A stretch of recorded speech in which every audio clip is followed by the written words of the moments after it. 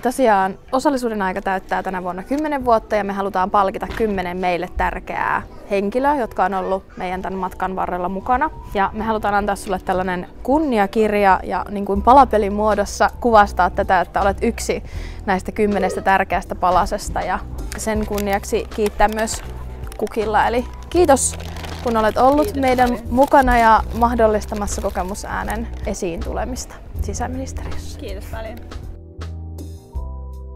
No, koen, että ehdottomasti päätöksenteossa tarvitaan sen kohderyhmän ääni.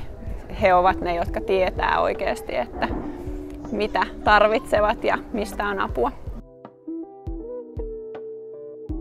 Koen, että käyttö on lisääntynyt, mutta on meillä vielä matkaakin. Eli kyllä teidän tärkeää työtä tarvitaan ja toisaalta sitten päätöksenteossa tarvitaan niitä rohkeita, jotka ottaa teidät mukaan siihen päätöksentekoon.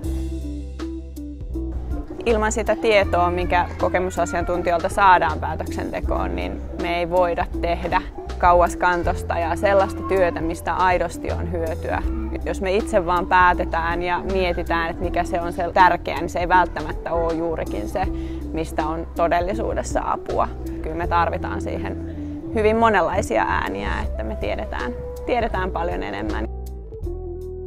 Jatkakaa hyvää työtä.